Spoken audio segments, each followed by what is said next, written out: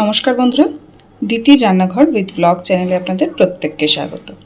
দেখুন, আজকে নিয়ে চলে এসেছি দুর্দান্ত স্বাদের একটা মাছের তেল ঝালের রেসিপি। তো চলুন মাছের এই তেল ঝালটা আমি কিভাবে বানালাম ঝটপট দেখে নিন। তো দেখুন বন্ধুরা, মাছের ঝালের জন্যে কড়াইতে দিয়ে দিয়েছি তেল। তেলটাকে ভালো করে গরম করে লবণ হলুদ মাখানো মাছগুলো আগে সুন্দর করে ভেজে নেব।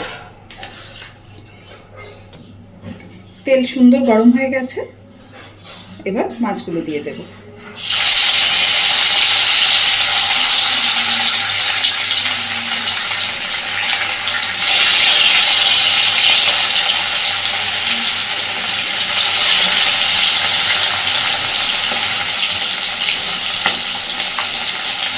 সুন্দর করে দুটো মাছটাকে ভেজে নেব, তবে খুব বেশি কড়া করে মাছ ভাজবো না। আজকের এই রান্নাটা আমি বড় সাইজের ভোলা মাছ দিয়ে করছি। আপনারা কিন্তু যে কোনো মাছ দিয়েই এই ঝালটা করতে পারেন। মাছ দুটি সুন্দর ভেজে নিয়েছি, এইগুলোকে তুলে নেব আর এই একইভাবে বাকি মাছটাও আমি ভেজে নেব।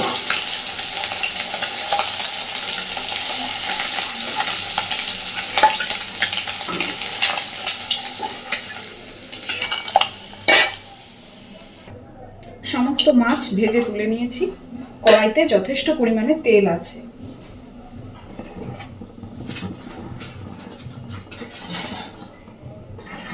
এই তেলে এবার আমি ফোড়নে দিয়ে দিচ্ছি একটু কালো জিরে, আর দিচ্ছি লম্বা লম্বা করে কেটে নেওয়া আলু।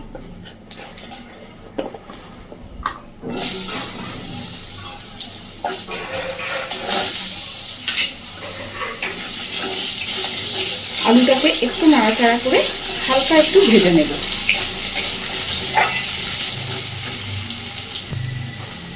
আলুটা বেশ হালকাভাবে ভেজে নিয়েছি। এইদিকে আমি নিয়েছি কিছুটা টমেটো কুচি, চেরা কাঁচা লঙ্কা আর পেঁয়াজ কুচি। এবার আলুর মধ্যে এগুলোকে দিয়ে দেব।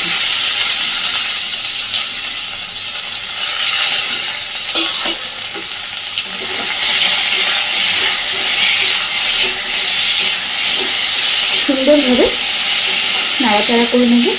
আর পেঁয়াজটাকে খুব বেশি লালচে করে আমি ভাজবো না, ওই জন্য পেঁয়াজটা পরে ব্যবহার করেছি।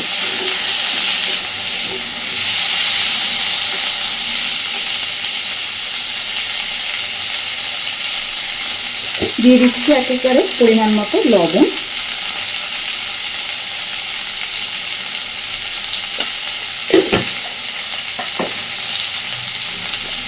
আর দিচ্ছি হলুদ গুঁড়ো।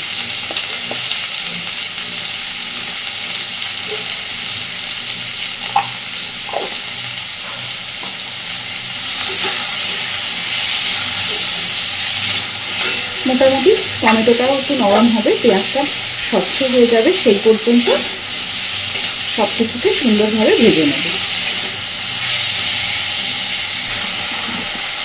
দেখুন, টমেটো একদম নরম হয়ে গেছে, পেঁয়াজও সুন্দর বেশ খানিকটা ভাজা হয়ে গেছে। এইবার আমি এর মধ্যে দিয়ে দেব সর্ষে বাটা, আর সর্ষের সাথে দুটো কাঁচা লঙ্কা দিয়ে একসাথে করে আমি বেটেছি। সর্ষে বাটাটা দিয়ে দিচ্ছি সামান্য একটু জল।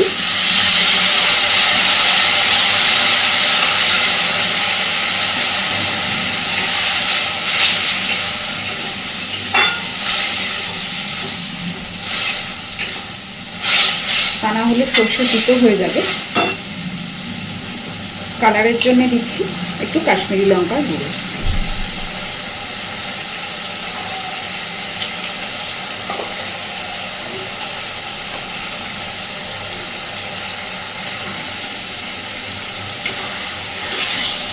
সব কিছুকে ভালোভাবে মিশিয়ে দিয়ে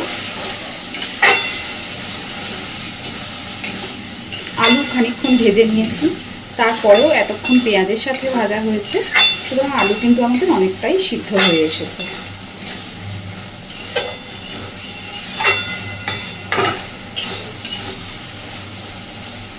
এইবার দিয়ে দেব পরিমাণ মতো জল। আমি এখানে শিল ধোয়া জলটাই ব্যবহার করেছি।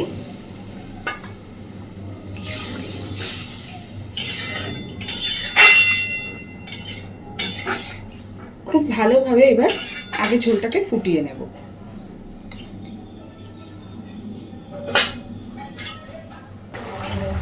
ঝোল সুন্দর ফুটতে শুরু করেছে। এইবার ভেজে রাখা মাছগুলো সব এখানে দিয়ে দেব।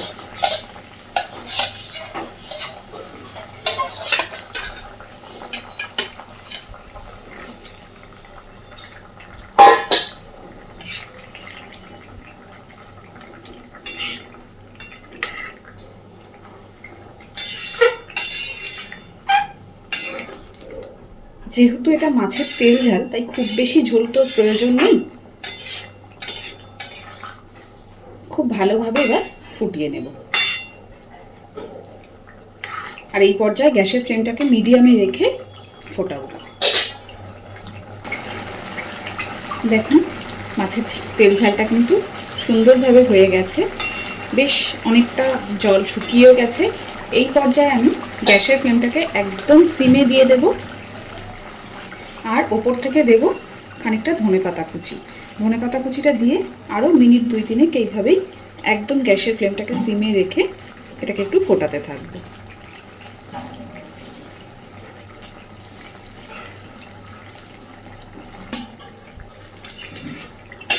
এইভাবে খানিকক্ষণ একদম কমিয়ে দিয়ে রাখলে না, দেখবেন ওপর থেকে পুরো তেলটাও ভেসে উঠবে। হালকা হাতে একটু নাড়াচাড়া করে সব কিছুকে মিশিয়ে দেব।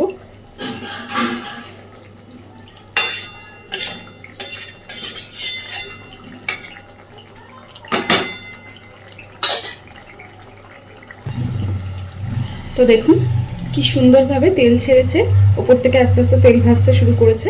এই পর্যায়ে গ্যাসের ফ্লেমটা আমি অফ করে দেব।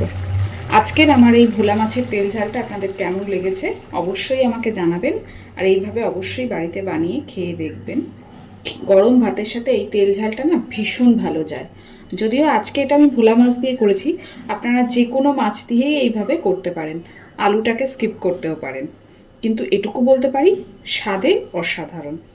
তো অবশ্যই আমাকে জানাতে ভুলবেন না। আর প্রত্যেক দিনকার মতন আজও বলছি, প্লিজ আমার চ্যানেলটাকে লাইক, শেয়ার এবং সাবস্ক্রাইব করে আমার পাশে থাকবেন। আর এতক্ষণ আমার সাথে থাকার জন্য অসংখ্য ধন্যবাদ।